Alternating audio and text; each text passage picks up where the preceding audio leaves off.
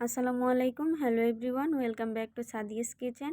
সাদিয়াস কিচেনের আজকের এপিসোডে আপনাদের জন্য নিয়ে এসেছি ছোলা বুট দিয়ে মুরগির মাংস রান্নার রেসিপি। আর এটা এর আগেও আমি অনেকবার করেছি, কিন্তু এবারটা এত মজা হয়েছিল তাই যে নিজের প্রশংসা না করে থাকতেই পারলাম না। আর এই রেসিপিটি আপনারা নান, রুটি, পোলাও, পরোটা এবং কি সাদা ভাত বা সাদা পোলাওয়ের সাথে সার্ভ করতে পারবেন। তো এদিকে নিয়েছি আমি ছোলার ডাল, এটাকে আমি সারা রাত্রের জন্য ভিজিয়ে রেখেছি। এখন এটাকে সিদ্ধ করে নেব। তো চুলায় বসিয়ে দিলাম। এখন 1 চামচ পরিমাণ লবণ দিয়ে আমি ঢাকনা দিয়ে ঢেকে এটাকে সিদ্ধ করে নেব। আর এদিকে নিয়েছি এখানে 700 গ্রামের মতো মুরগির মাংস হবে। এখন এটাকে আমি ম্যারিনেট করার জন্য স্বাদ মতো লবণ, 1 চিমটি হলুদ, 1 চিমটি মরিচ আর অল্প একটু ধনিয়ার গুঁড়ো আর অল্প একটু জিরার গুঁড়ো আর 1 স্লাইস লেবু দিয়ে এটাকে মাখিয়ে নিচ্ছি। এখন এদিকে আমি চুলায় প্যান বসিয়ে দিয়েছি। প্যানটি গরম হয়ে আসলে এর মধ্যে পরিমাণ মতো তেল দিয়ে দিচ্ছি মুরগির পিসগুলো ভাজার জন্য। এখন এটাকে আমি বেশি ভাজবো না, 2 থেকে আড়াই মিনিট এক এক সাইড করে ভেজে নেব। হালকা ব্রাউন কালার হয়ে আসলে এগুলো নামিয়ে নেব। তো বেশি ভাজলে দেখা যাবে কি মুরগিটা রান্না করার পর বেশি ভালো লাগবে না, শক্ত হয়ে যাবে। তো আমি উল্টে পাল্টে দিচ্ছি, দেখতে পাচ্ছেন কালারটা ঠিক কেমন হয়েছে। হালকা ব্রাউন কালার হয়ে আসলে এগুলো আমি নামিয়ে নেব। আর আমার আজকের রেসিপিটি ভালো লাগলে অবশ্যই ফেসবুক পেজে ফলো আর ইউটিউব চ্যানেলটি সাবস্ক্রাইব করে আমার পাশে থাকবেন। এতে করে আমি নতুন কোনো রেসিপি আপলোড করার সাথে সাথেই নোটিফিকেশন পৌঁছে যাবে আপনার ফোনে। তো এখন এগুলো আমার ভাজা শেষ, আমি নামিয়ে নিচ্ছি। এখন অনেকেই বলতে পারেন যে ছোলার ডাল দিয়ে তো মুরগির মাংস রান্না করলে এমনিতেই রান্না করা যায়, আবার ভাজার কি প্রয়োজন আছে। তো আমি দুইভাবেই রান্না করে দেখেছি, না ভেজেও রান্না করেছি আর ভেজে রান্না করেও দেখেছি। ভেজে রান্না করলে আমার কাছে এটার টেস্টটা বেশি ভালো লেগেছে। তো এখন একই প্যানে আমি দিয়ে দিয়েছি কিছু আস্ত মশলা। এখন মশলাগুলো কিছুক্ষণ ভেজে নিয়েছি আর সেই সাথে দিয়ে দিচ্ছি 1 কাপ পেঁয়াজ কুচি। পেঁয়াজটাকেও আমি নেড়ে চেড়ে কিছুক্ষণ ভেজে নেব। পেঁয়াজটা আমি হালকা ব্রাউন কালার করে ভেজে নেব।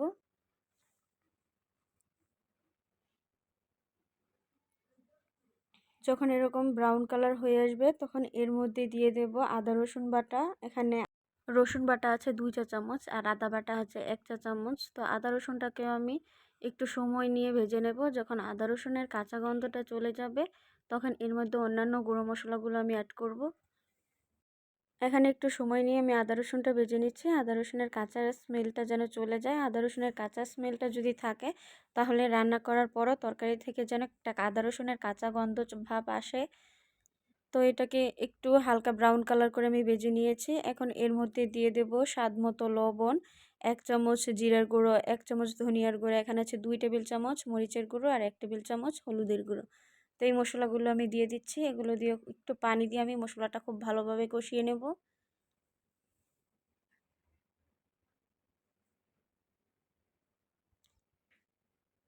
এখন এর মধ্যে 1/2 কাপ আমি পানি দিয়ে দিচ্ছি। পানি দিয়ে মশলাটা কষালে খুব ভালোভাবে মশলাটা কষানো হয়, প্লাস মশলাটা পুড়েও যায় না।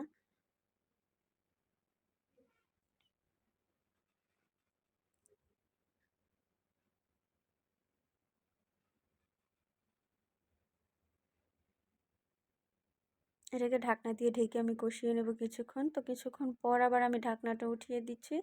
তো উপরে খুব সুন্দরভাবে তেল বেশি উঠেছে। তো এখন বোঝা গেল আমাদের মশলাটা খুব ভালোভাবে কষানো হয়ে এসেছে।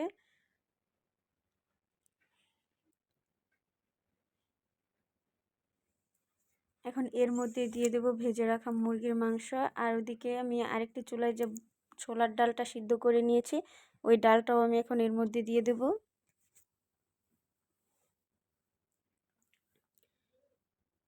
এখন এটাকে আমি খুব ভালোভাবে নেড়েচেড়ে মিশিয়ে নিচ্ছি।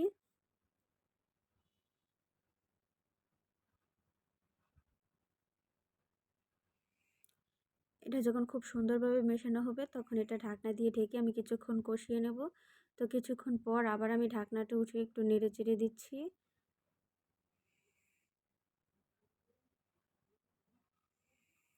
এখন এর মধ্যে ফুটন্ত গরম পানি দিয়ে দেব।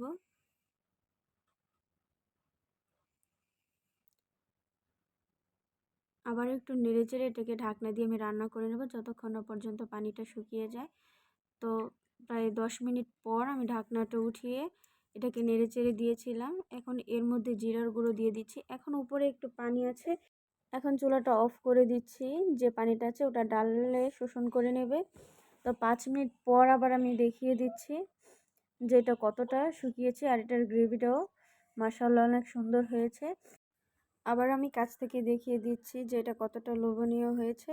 তো আজকের রেসিপি এই পর্যন্তই। সবাই সুস্থ থাকবেন, ভালো থাকবেন। আবারও চলে আসবো নতুন কোনো রেসিপি নিয়ে। আল্লাহ হাফিজ।